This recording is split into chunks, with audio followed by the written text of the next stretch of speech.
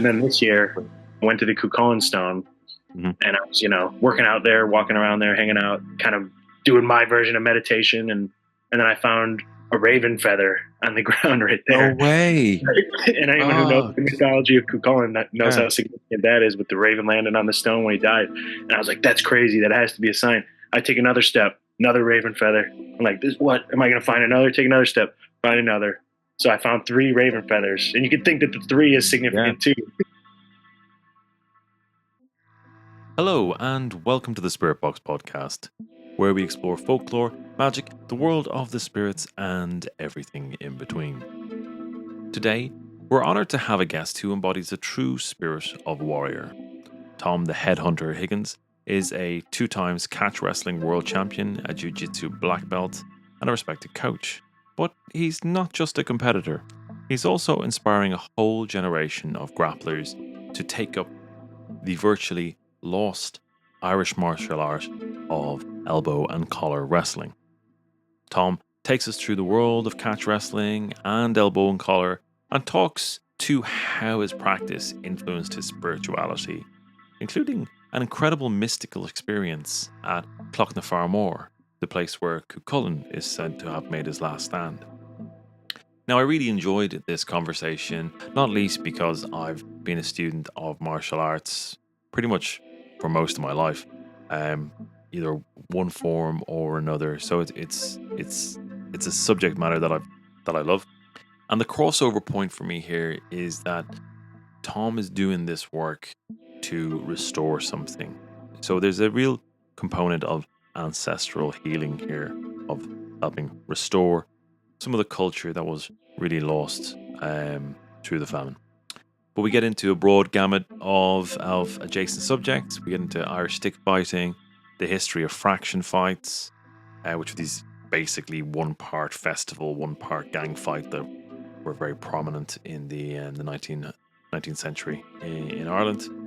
That's where the word Donnybrook comes from, in reference to kind of a mass brawl that was popular at the time. We also get into my time shooting an essay with Kusthi wrestlers in Delhi. There's a lot of good links for you to follow in the show notes. Lots of threads there, and indeed the links to Tom's various social media profiles. So if any of that piques your interest, then do check out the show notes below. Okay, let's get on with the show.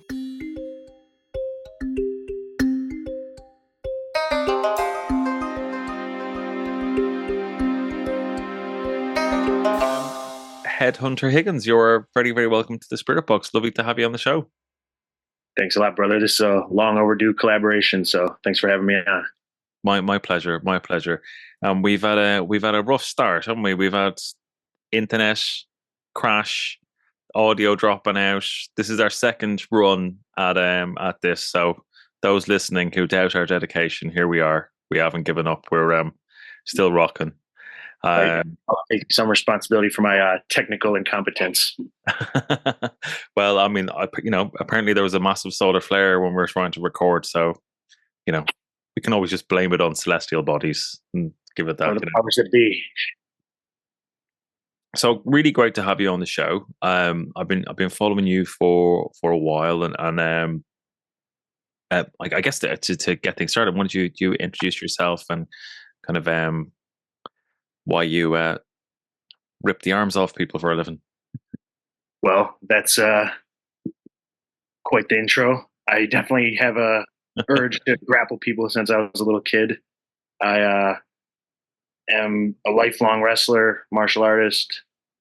I'm a coach, competitor. I run a wrestling league, so like my life pretty much revolves around ripping off people's limbs, as you said.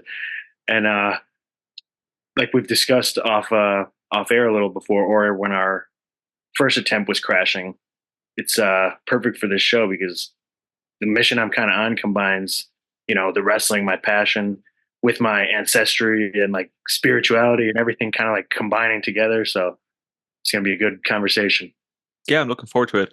And I'm one of the things I really noted from following your work is how much work you've put into elbow and collar wrestling, kind of a unique Irish style that has, well, I mean, obviously you can tell everybody about it, but like, one that has faded away, and you're helping bring it back, which I think is fantastic. As uh, that bit of just the resurgence of old Irish culture and martial arts. It's fantastic.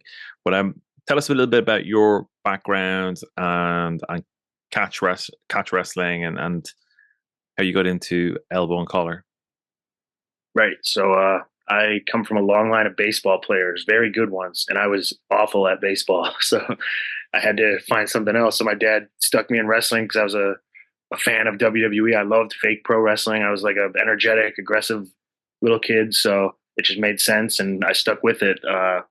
And being a fan of pro wrestling as I was a little kid, I thought for sure, like when I thought it was real, I was like, oh, that's what I'm gonna be doing when I'm older. And then catch wrestling, that is the style of wrestling I've kind of carved my niche out with lately, and won 2 world championships over in England, where it's kind of from. And those who aren't familiar with that, it's kind of like a hybrid of wrestling and jiu-jitsu. It's the parent style of both of those, and it's what pro wrestling comes from. So if pro wrestling was real, where you could pin the guy on his back or you could make him submit, that's how you win. And that originated in like the west of England, Wales, Ireland, Scotland, and it's unique because probably sometime around like the 1800s, it was the favorite pastime of like coal miners and laborers, railroaders, just hard men doing brutal activities and betting their wages on if they could beat each other up or make each other tap out. So it's just kind of ingrained in that area of the world.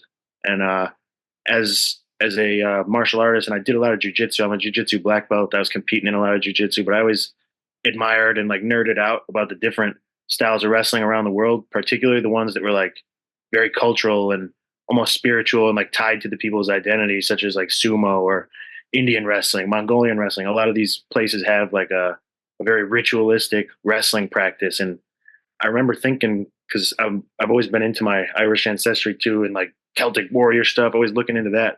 And I would look for like Irish wrestling. And was there such a thing? Was there any like Celtic versions of this? And I could only ever find, catch wrestling, which is it's popular, but it's not as mainstream as other styles of grappling. But it's well known enough to where it kind of survived.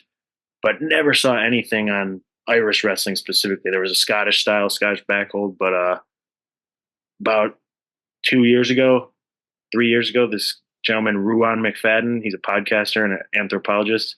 He put out a podcast and a book about Irish collar and elbow wrestling. So once I saw that was a thing, I was amazed, because I would even look at like street fight videos in Ireland, and if guys would start clinching and grabbing each other, someone would come in and separate it. Like, no, no, no, we don't do any of that. So I was like, wow, I guess the Irish really didn't wrestle. But that guy Ruan's work, he uncovered and showed that no, not only did the Irish wrestle, they did it extensively for a long time, and they even had their own style that was super popular around the world. So that was collar and elbow, and it's in the name. You hold onto the collar of the jacket, you hold onto the elbow, and it's just takedowns, just trips, sweeps, like whoever gets the guy to the ground first. Since your hands are fixed, to about the legs and the feet a lot, like Irish dance, similar to that. And it completely died out after the famine. It didn't last past like the 1900s, even in places like the US, Australia, New Zealand, where there was a lot of Irish people.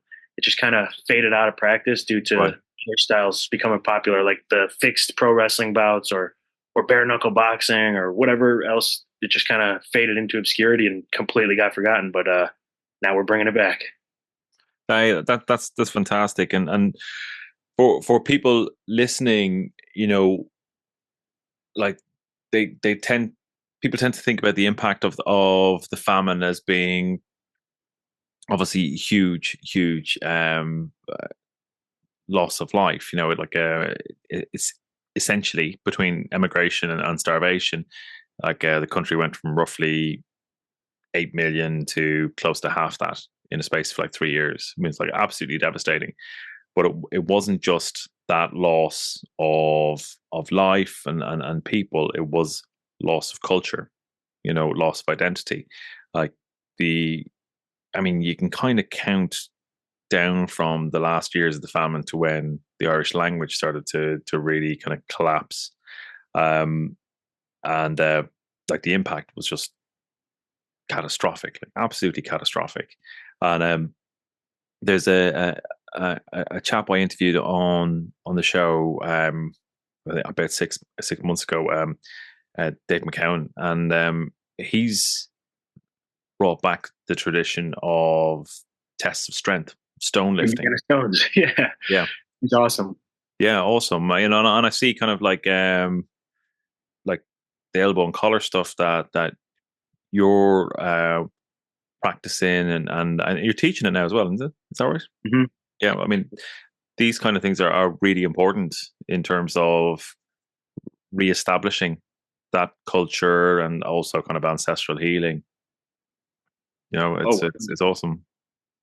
and I'm definitely not a fluent Irish speaker whatsoever, but something that I thought was cool that that Ruan guy did when he was like putting all the info out for the revival. He kind of just like put everything together and was like, "Here, Right. everyone, do what you will with it. This used to be a thing. Like, there you go." And so if you were going to go to judo or karate or any sort of Asian martial art, they would typically teach you the techniques in the names in like Japanese or in Yeah. Korean or whatever it is.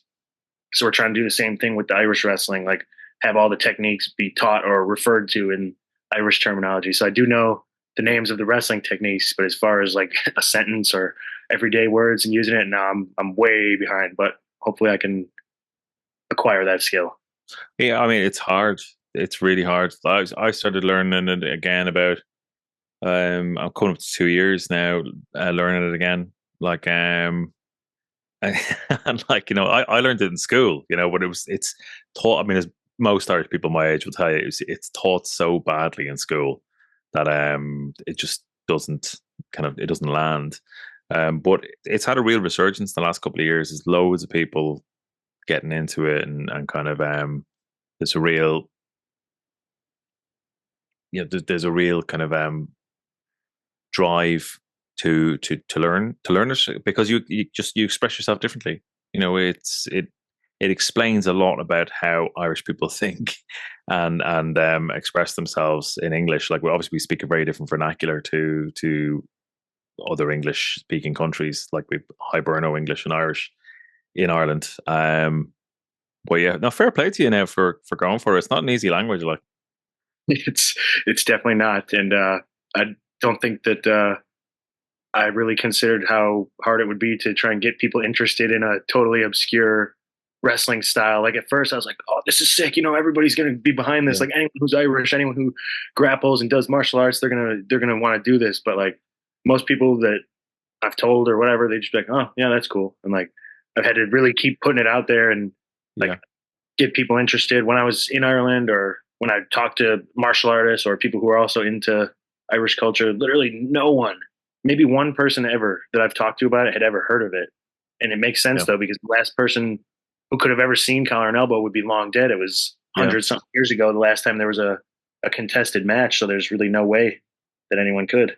But I really think that, like you said, there's kind of a revival going on and with Irish identity and the cultural revival. And I feel like the collar and elbow fits in so perfectly. Like Irish are known, Absolutely. the stereotype, the fight in Irish, like boxing is big there. They really got behind Conor McGregor and MMA's exploding, Jiu-Jitsu's exploding there. So like the fact that they had their own fight style that was honestly the most popular like fighting style in the world. Like nowadays, how people will go watch the UFC title fight or like you watch WWE or boxing or whatever. Back in the day, it used to be, oh, we're gonna go watch the collar and elbow match. Yeah. We're gonna get together and watch the title fight. So it might not reach those heights again, but if it could be like a cultural practice again at Irish festivals or at a community level, or you even see like Irish martial artists are good with their foot sweeps and trips and stuff because they came from a collar and elbow background, that'd be epic. It's something I hope to see, and it's something I'm definitely proud to be involved with.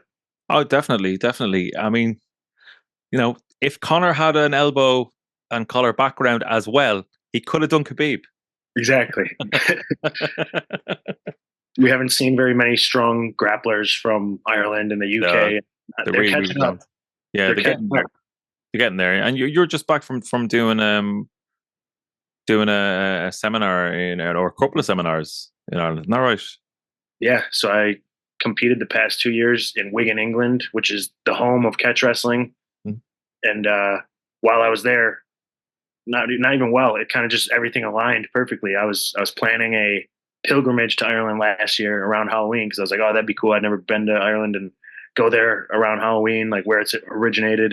And then I had seen the dates that I already scheduled to be in Ireland. That tournament was going on in England, and I'd always, like I said, followed all the random styles Yeah. of wrestling. I have a wrestling promotion where we were doing catch wrestling, so I was like, oh, it's meant to be. So I went and did it.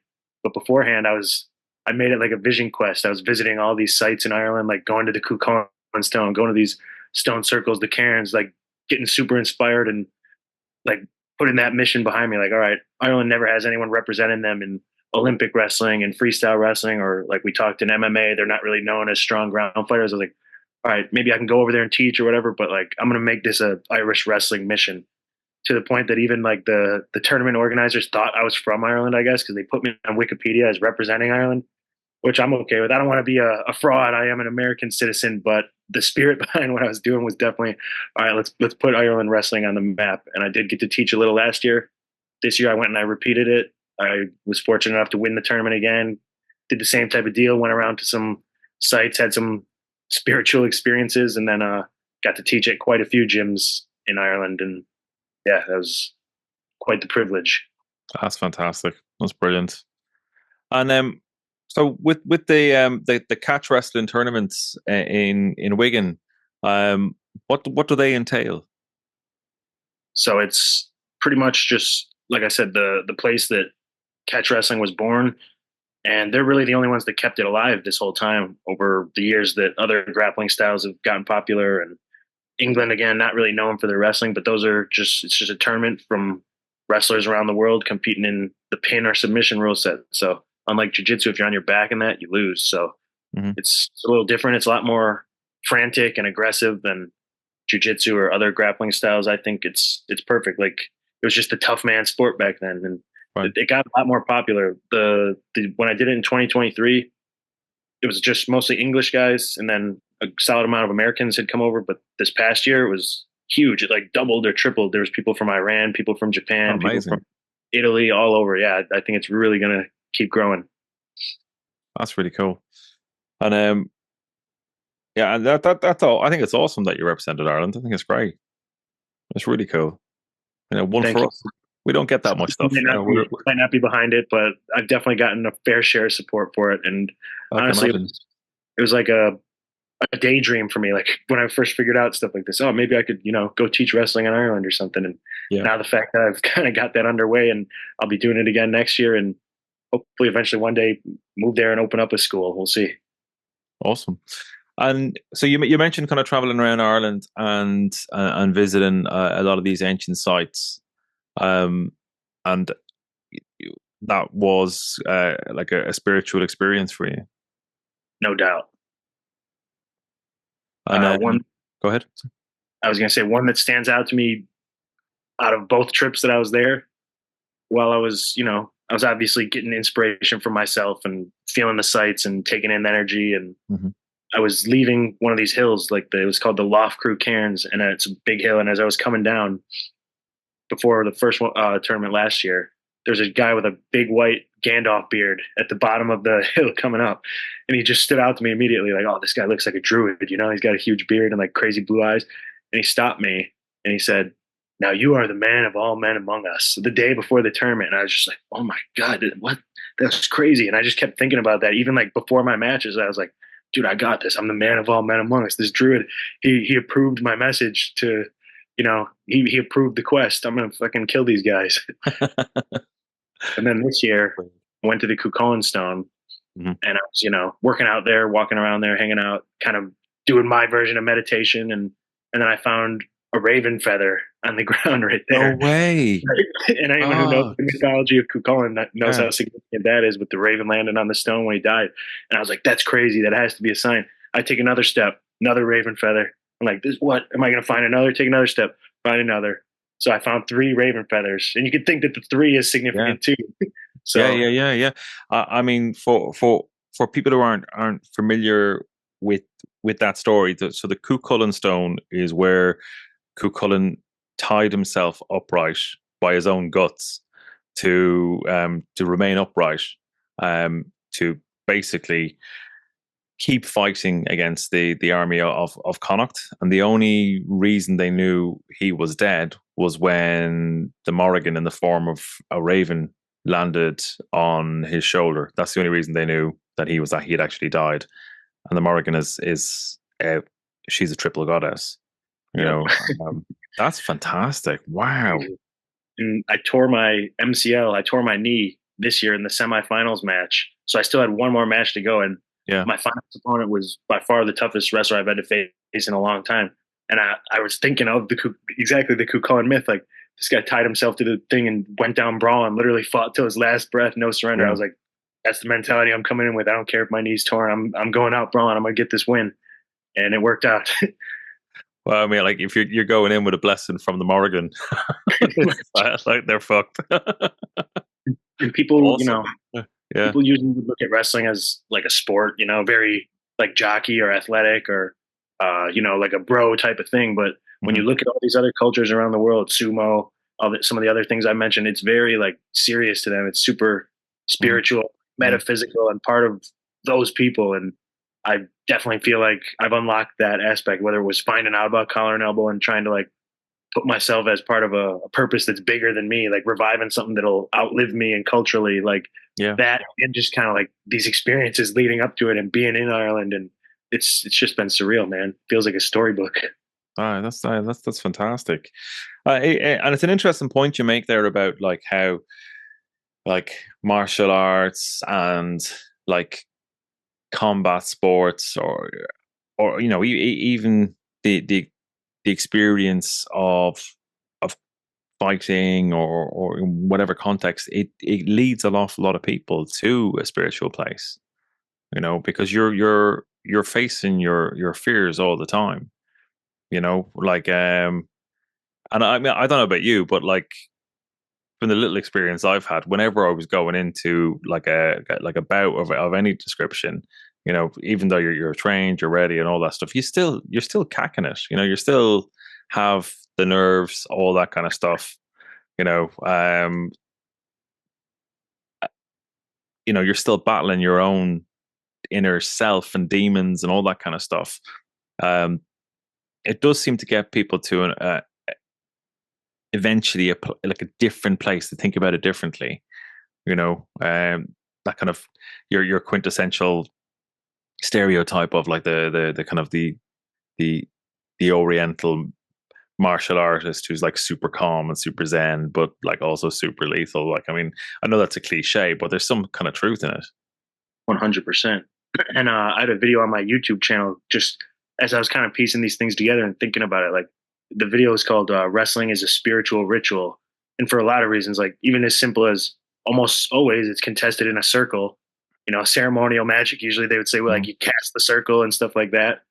It's something where a lot of times you have to make the weight or whatever. So you're fasting beforehand. You're not eating anything. That gets you into like a state of mind. And that's a well-known spiritual practice. A lot of wrestlers or athletes promote, abstinence or semen retention and stuff like that. Another common spiritual practice. And then like you alluded to, you have to face the unknown. You have to battle yourself as much as your opponent to go in and test yourself like that. If anyone who's never, stepped into a one-on-one sport like that, whether it's wrestling, boxing, whatever, even I guess like football or rugby or other combative like activities like that, if you've never done that, it's hard to fully understand, but it's a profound thing. And like you said, the stereotype of the monk-like martial artists, even though they're super dangerous, they've almost like honed that into a peaceful Zen-like state. Yeah, it's really interesting. Like I never went to a particularly high level with any of it, but like I learned an awful lot. One of the things that I think is really useful for everybody to get from some kind of martial art practice, but also like actually doing something, getting into the ring, is just how it kind of straightens you out in understanding your own limitations. Like I saw some sort of joke online of someone saying is that like every man overestimates his fighting ability by like 400%. You know, 100% they do. It's you like know, every other sport. You don't see them like people online or whatever. Like, oh, I'll strike this guy out. Oh, I can make yeah, that. I can make that goal. yeah. I would have blocked that. I Like, wouldn't but tap. I wouldn't tap. I would have just done this. I would just Yeah, stand up.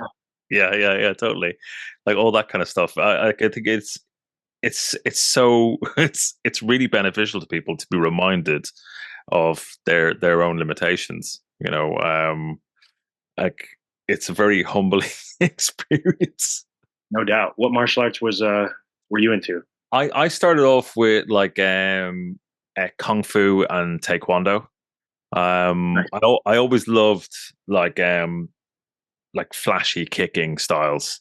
Oh yeah, Um, but taekwondo, I ended up I ended up spending a lot of time doing Muay Thai, and I got trained in Thailand for a bit. And awesome. it basically, anyway, it was just a daily kicking. You know, that was essentially it. Got the shit kicked out of me every day for about 2 months. Sure. Um, but you know, it definitely kind of hardens you up. But like in all honesty, like Taekwondo gave me great flexibility and athleticism and all that kind of stuff. But it was very much point fighting.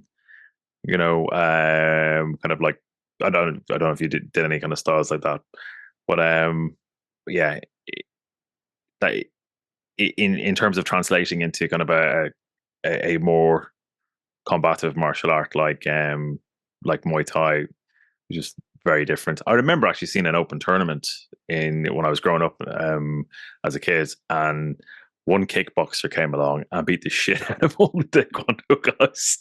He just wiped the floor with everybody. We were like, okay, slightly different. But yeah, it was Muay Thai definitely taught me a lot. Was But there any spiritual component to the Thai's Muay Thai practice? I would say there is down the line, absolutely. I mean, they're all most of them were like devout Buddhists, but certainly I would say a big component of it was the way you thought about a fight. Like, and it was a way I hadn't thought about it at all. You know, like in a lot of the stuff that I had trained beforehand, it was kind of like hit but don't get hit, and kind of like whereas the Muay Thai thought about well, you're going to get hit, like so you need to train for Impact. yeah, train for endurance, and actually it's not how much you can give out, but equally it's how much you can take. You know, and that was a totally different mindset, and like yeah, it just kind of I really kind of grew to admire the mental toughness. You know, like you'd see like 6-year-old kids going and doing like a half an hour on a heavy bag. You know, um, and just that kind of toughness. You know, you can see how when those guys go up to the senior, the very senior levels, or indeed go into other styles, they bring that with them. You know, they just have this real, like, genuine, like, just unbelievable, like, resilience. Yeah, it's very impressive. Sure, your shin bones came back much harder. Yeah, yeah, totally. Yeah, totally. And they just have a very different attitude to things. Equally, doing all that, like, and cracking up laughing. You know, they're very, very kind of like just fun mentality to it all. Like they train hard, but like they're just constantly like taking the piss out of each other and like having the crack. Like you know, You got to find a way to make it fun when you're constantly battering each other. yeah. Well, I mean, a lot of it was at my expense. So I was getting hiding. But The reason, I was going to go say ahead. the reason grappling so much too is you can go super hard on each other without really hurting each other. Yeah, With the arts, you definitely inflicting some damage. yeah, definitely. But I've always been like a huge admirer of wrestling. Because I kind of had like a just mucking about with an American friend years ago, and I was like twice the size of him, and he just tied me in knots. Like I was literally like totally like a fish out of water. There was like nothing I could do, and it was just such an eye opener. Like just controlled my body, controlled my movement, and no matter what I tried, I was stuffed, and he was only a high school wrestler, but like it was really noticeable. Like, so I have great admiration for it as a style. I think it's fantastic. It feels like they got magic when they're when you're new to grappling and you grapple someone who knows what they're doing. And Yeah. I joke sometimes that with the collar and elbow or whatever, that I feel like the last of a Jedi Order or something, trying to revive the old ways and the secret knowledge and people, you know how it gets in martial arts. There's all types of like woo woo and people who Yeah. claim they could no touch knockout or Yeah. like stuff, and even doubt that stuff like that could be possible, or manipulation of chi and energy. But there's just a Mhm. lot of fraudulent people in martial arts. So when I was first kind of bringing about the collar and elbow, and even still, people are always trying to give kickback and be like, "Oh, this is just judo. It's just drunk Irish judo," or like, "What are you guys doing? You're just wearing leprechaun suits and trying to take each other down. Like, Mhm. this is silly." There is an actual like a kind of a shirt, isn't it, that they're wearing it? Yeah. So that was what that guy Ruan, he made like a prototype of jackets, Yeah. and he kind of based it off of like I guess 17th century just collared Irish shirts. I think it looks pretty sweet. I got a Yeah. couple, wear them sometimes just to go out to. I actually designed some pants for it as well. So it was just those tops, and then you could, yeah, I guess wear shorts. Back in the day, they would just wear like whatever suit coat or durable Mhm. jacket would get the job done. But I styled them off of like old 3/4 pants from ancient Ireland, like that you would see on the Book of Kells guys, like the capri Mhm. length pants, so you didn't get them wet in the bog. And I feel like that had a nice old pugilistic look. So I've Mhm. designed pants to bring the whole look together with some Celtic knotwork and embroidery and stuff on the side. Mhm. Pretty cool. You feel pretty cool and tied to the identity of it when you wear them. Awesome. And in terms of like the type of like techniques that are used in there, like you mentioned lots of trips, um, and is it hip throws and that kind of thing as well, or Yeah. no? So if you think you got your grips, you got your hand on the collar, you got your hand on the elbow of the jacket. So as long as you don't let go of the coat, you can kind of manipulate them, and your hands are doing a lot of pushing and pulling. And then yeah, it's the rest is about the legs. You're getting your hips into position, you're getting your legs into position. Once you get the guy off balance, and just take him out, take him down. Whoever hits the ground first loses. And Right. the fact that it died out to the point where there was no like written manuals of it. Like obviously there was no videos of it. There was Yeah. no years where people could keep you know tab on how it looked and how it was performed. Yeah. And we're left to just piece it together on our own based off of. I mean, there's only so many ways a human body could throw another human body, but Yeah. it definitely. I would say it has like a very Irishy look to it. Like I said, off of the dance, like you're in most wrestling styles too. You hunch over and you get Mhm. into like a low stance to defend yourself and like have leverage. In this, you're forced to stand upright. That's part of the rules. You got to stand up perfectly tall. It's almost like stand like a man and fight. Like we don't get in that stance. We're not hiding or trying to run away. There's a hilarious news article from like 18 or like 1901 or something from the Dublin newspaper of some guy complaining about jujitsu, and he's like hyping up collar and elbow. He's like, "Jiu-Jitsu will never be accepted in this country. That degenerate rolling around on the ground. This is a country where we do the proud gentlemanly style of collar and elbow, where takedown decides it, not dragged out groundwork like children." I like to reference that and joke about that and piss off my jiu-jitsu friends. um, what was I going to say?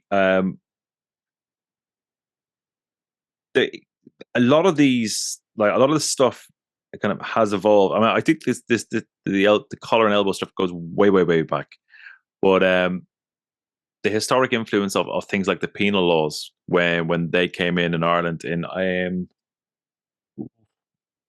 I'm going to say 1700s, essentially, after the kind of the plantation of Ireland. um they the British essentially outlawed a whole heap of Irish culture, like to kind of subjugate the people.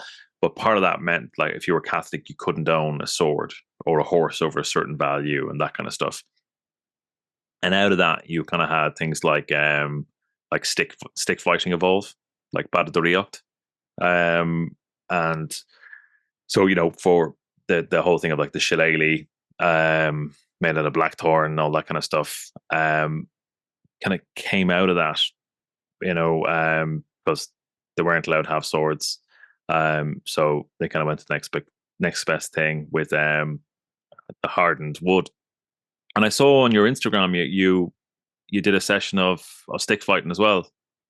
I did. That was awesome. That was definitely a goal of mine to try and get some of that in and learn it. Just again, trying to participate in some, ancestral activities and just go on this whole journey. And it's cool that collar and elbow actually comes from stick fighting and faction fighting as well. Like, yeah, everyone wants to emphasize how judo and jiu-jitsu came from samurai on the battlefields, like that they were coming up with efficient tactics to take down or disarm their opponent when they were, when they were disarmed themselves. Yeah. And that is true. So judo, jiu-jitsu is a battlefield art first, but collar and elbow essentially was too. When you think about factions, these groups of people just like a mass brawl with sticks, you're getting hit from all angles. You don't really want to be on the ground rolling around. You don't want to be hunched over, tangled with someone when you're going to get hit by a stick or trampled.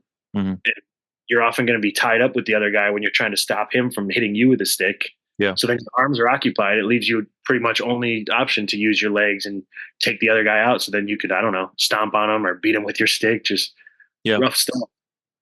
Yeah, and for listeners, that the fraction fights were essentially kind of like one part festival, one part gang brawl. That's kind of what they were. There was at market days and that kind of thing, there'd be a fraction fight, and it actually got into the English language. There was a phrase they say that was a bit of a Donnybrook, and that was referring to the Donnybrook market day, which was a huge fraction fight thing, like where all the various kind of families and clans will come down and have a go at each other. And it's weirdly where Irish Television HQ is now. RTE offices there. It's very salubrious and posh now. But that was the site of where these fraction fights famously would take place. It took place all over the country, but they were quite famous there.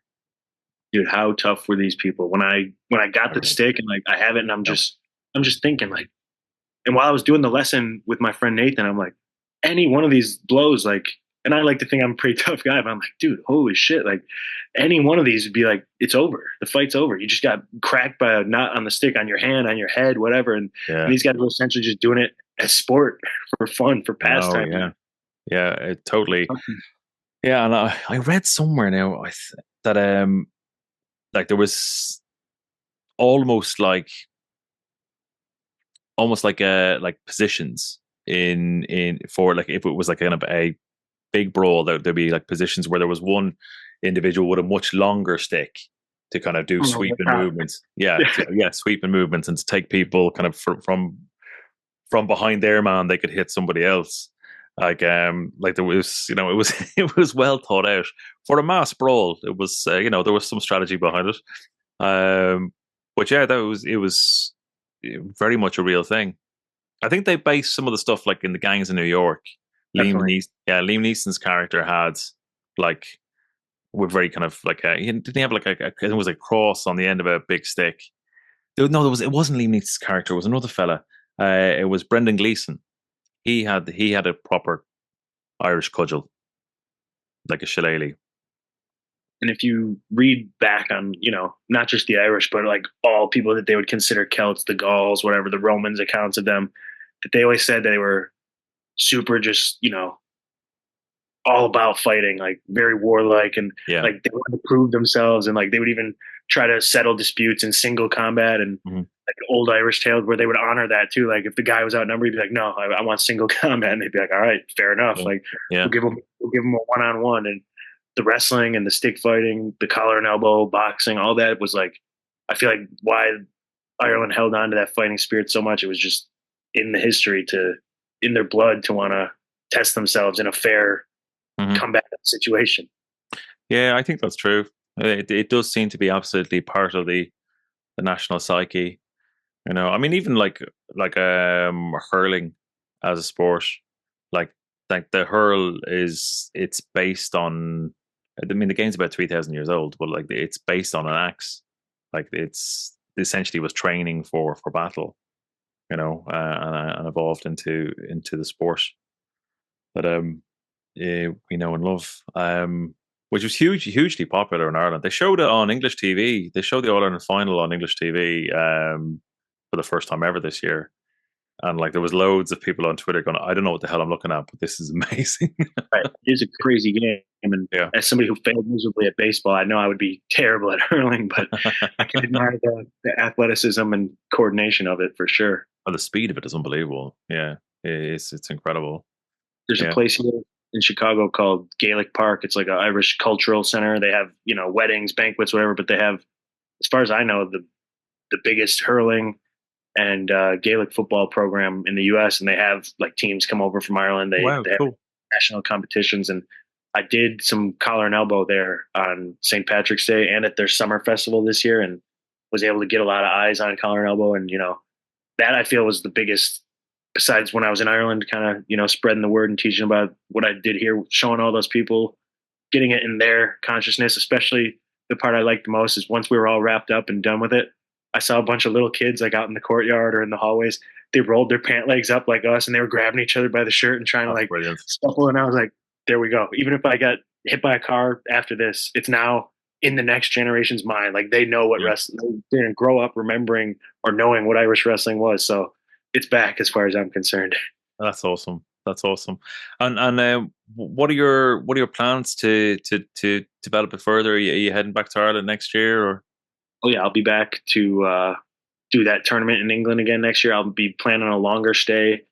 I've already been in talks with, if you know him, my friend Nathan, the one I did stick fighting with. The Rambling Kern is his name, and then Yeah. even David as well, the Stone Lifter. We're talking about maybe doing like a collaboration of all those Oh, things. brilliant. Not Yeah, quite that'd as be powerful, awesome. but yeah, like a full on test of strength of like Yeah. old Irish events. You got wrestling, you could have the stone lifting, you could have stick fighting, you could have archery, whatever, Yeah. any type of thing that fits into that. So hopefully we'll be pulling something else off like that. I also have a league called Wrestling Wars where we do catch wrestling, we do tag team matches, we do all types of stuff, and I always try to push the collar and elbow matches. I do got a couple people who really like it as a style, and I got one coming up on October 12th. So hopefully there will be a collar and elbow match or two on there. Awesome. That'd be fantastic. What a great festival that would be. That'd be really cool.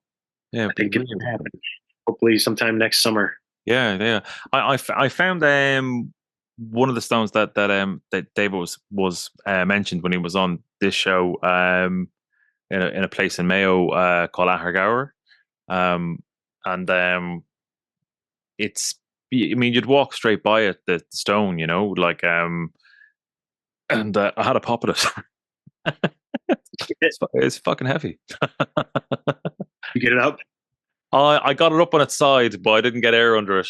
But what was brilliant was when I was kind of looking at it, and I was actually recording a message to send to David, and like somebody just walking by goes, "Oh, is that a lifting stone? Is that like a strength stone?" And that's no one heard of that like a year ago or 18 months ago. Like Right. it just captured the imagination, and I think you could be onto something with this as well. You know, I think it is like a collective conscious thing that's happening. Honestly, Mhm. like it Yeah, feels like I I feel like I said, like I'm definitely being part of something bigger than me. I never wanted to make this, about me, me, me. I used to do more mixed martial arts, and yeah, that was my original dream. And I'm gonna be in the UFC, I'm gonna be this. But it's weird because something would always happen. And first it was my eyes. And someone told me, "Oh, you had a curse on your eyes." Just like straight as a matter of fact, like you had a curse on your eyes. I had like so many eye injuries, they wouldn't allow me to box anymore, or like right. it kept me away from competition. I had to wear goggles at a point to even wrestle. Just things or fingers and whatever just kept getting into my eye, and or even insects or sticks. And I'd have scratched cornea, detached or recurring erosion of my eye, my retina, my cornea. They're good now, thankfully. But I think that's because I'm on the path I'm supposed to be on now. It Right. kept pulling me away from the mixed martial arts, which I mean, it's still cool stuff. I like it. I'm a coach. Mm-hmm. I've coached plenty of MMA fights, but it's like I didn't belong in there just being, punching people in the face, being like, look at me, just another fighter. And now I'm like deep in a cultural movement and Yeah. connects me to my ancestors and will outlive me. And I feel like this is a much more fulfilling and, rewarding path. Yeah. Yeah. That definitely, definitely. And in terms of like getting it like on the map in Ireland, because it feels to me like this is something that the national media would really bite on, or even like if you could get the attention of McGregor, like he's he I can imagine him being very keen on something like this. I've actually thought of that and joked before. I was like, just wait till McGregor gets attention on it. He'll be like, "What? No way!" And then he'll be all about it. Someone I know something is gonna kick off eventually, and Yeah, I'm doing what I can in the meantime. yeah, absolutely, absolutely. So in terms of like if people are interested in it or indeed in catch wrestling, like where should they go? What's a good place to start? Well, they could definitely go to my YouTube channel or my Instagram, Headhunter Yeah, Higgins. And as far as collar and elbow, there's not very many practitioners or clubs or anything. There's a good handful. I'd say there's probably about a dozen around the world, including myself, that have like been passionate enough to try and really get a group or like they're already a martial arts coach. But if you do martial arts already, if you don't and you just kind of want to partake, if you can get a jacket that will hold up and you have a friend, literally just lock up with each other and start practicing trips. You grab the collar, grab the elbow, start trying to trip each other out, and you're essentially taking part in it. You're doing collar and elbow. mm-hmm. As for catch wrestling, it's also kind of niche. Like it's a very old grappling style. It's stayed alive. It's just it got kind of outshined by jiu-jitsu and like American collegiate wrestling or Yeah, Olympic style wrestling. But it really is just grappling with a pin or a submission. So mm-hmm. same thing. If you are already practicing martial art, you're a jiu-jitsu guy, you're a MMA fighter. If you just start training under those rule sets or look for competitions, screw it, host a competition. Mm-hmm. Uh, Yeah, it's all contributing. yeah, cool. Um, one of the first photographic essays I did in India. I used to be a travel photographer, and was with Kusthi wrestlers. Um, and Oh, that's awesome, bro. yeah, it was really cool. Traditional Yeah, styles. yeah, in a place called was it like I think it was The called Akara Gari, some place in just a little place in South Delhi. And that was really cool. Just seeing those guys train. They had like the they have kind of like a square of like roughed up earth of like a really kind of like ochre type color, but they mix it with clarified butter with ghee. And you don't stand. I mean, I almost made the mistake of standing on it, and they're like, "Whoa," you don't stand on that with any kind of trainers on. Like it's kind of Sacred ground. yeah, exactly. And they would take the handfuls of the dirt and kind of rub it over themselves and kind of before they kind of stood on the square and trained. Well, yeah, it was really interesting watching them. Like had like all the stuff like the kind of the like the Indian clubs, like with the really kind of top heavy ones, and those guys were big dudes, really big guys. And that was fascinating. So I spent a couple of days photographing them, one of their training sessions. They maybe do some weights as well. They weren't like you can't just hang out here taking pictures. So I was just just stood there doing like barbells for a while. Can I take photographs now? They're like, no, more. Admire those guys a lot. Like when I was saying earlier, when I was nerding out about all these other, nationalities, styles, like getting so into it right away, made some maces, made some clubs of my own, started swinging them. Still one of my favorite ways to work out. I loved how they had their god Hanuman, that monkey, the monkey Mhm. god. He's like the Yeah. god of strength in wrestling, and they would all like give tribute to him before the practice, before and after the practices and Yeah. stuff like that. They had a very, like metaphysical take on wrestling, and they're like, you have to be pure of heart to wrestle. A lot of them are vegetarian, and Mhm. like they cared about their character, and they cared about, like you said, you don't stand with your shoes on. You better shower before you come here. You Mhm. better not use foul language when you're here. And that was super inspiring to me. And Oh obviously, yeah. every culture has cool stuff, but I was like longing for like, I'm not Indian, I'm not Mhm. Japanese, I'm not. There's got to be like something I can connect to, and Yeah. sure enough, I found it. Yeah. Like, you're absolutely right. They had a whole thing where, like, because you can be like a professional wrestler on the circuit, but it's like on the Akari on the sorry, on the Kusthi circuit, and I remember talking to one of the instructors or senior people there, and essentially they were saying like the kids who come into their um into their school, like they don't muck about on the street, they don't get like caught by the cops for doing whatever stupid shit. Like it's very much kind of straight and narrow. You train, and you obviously not just training your body, they're training their mind, their discipline, who they are. You know, and those kids got an awful lot from it. You know, but again, but it's one of those remarkable things that's almost an unbroken chain for like thousands of years. Definitely. Like, yeah, and I see what you're doing is that it's repairing that chain back to our ancestors, and what they would have done, and how they would have behaved. I think that's a fantastic thing you're doing. Yeah, Thank you, really. bro.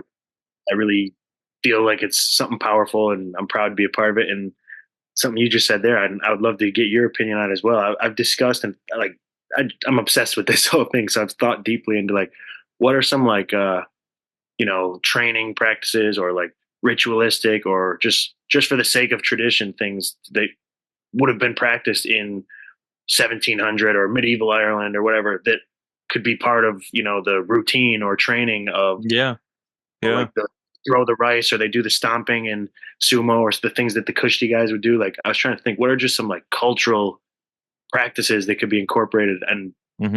I was trying to think like some farming type of tools or something. Any ideas? Yeah, I'm sure there would be. I mean, like, from like a mythological perspective, like, if you look at the Fianna, and so to become a member of the Fianna, you had trials, Uh, and some of them were where things like lifting stones. Like, in fact, there's a Fianna stone in Scotland, where you have to kind of lift it from the ground, put it on the plinth. But other kind of feats of athleticism, running like without ungrading your hair. yeah, Just don't step on someone or all something. this really, really, like, just difficult stuff.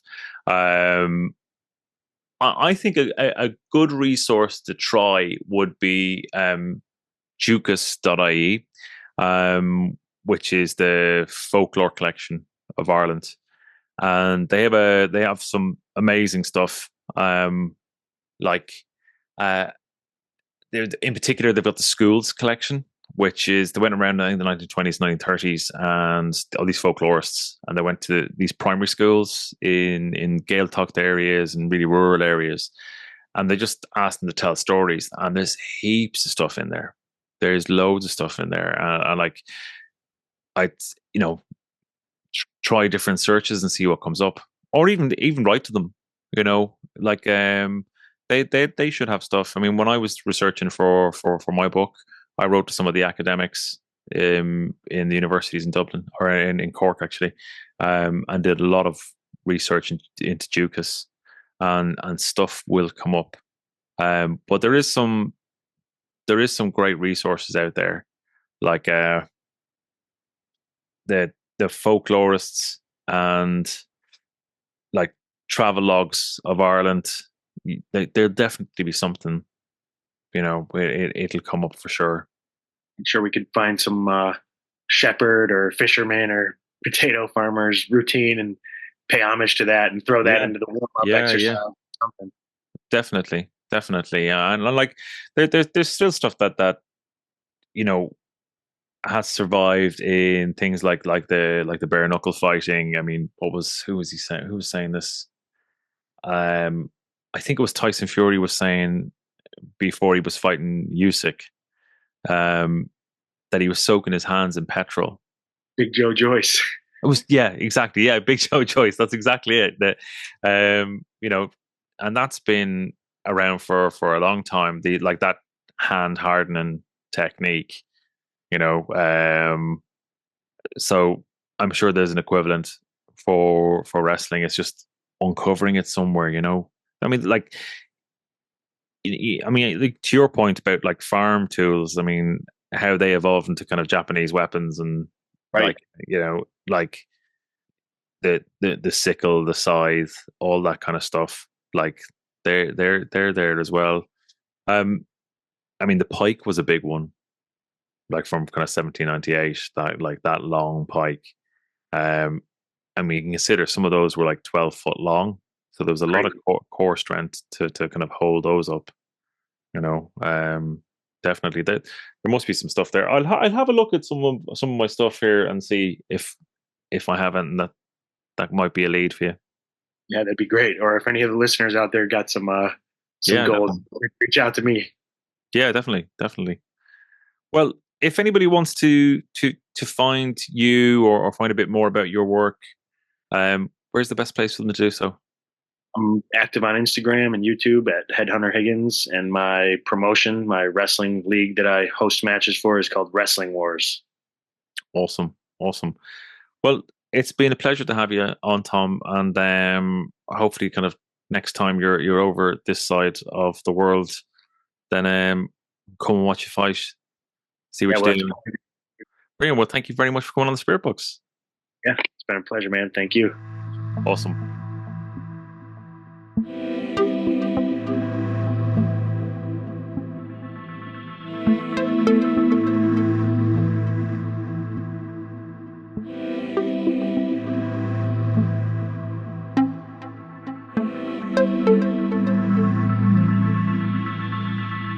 Wonderful, wonderful stuff.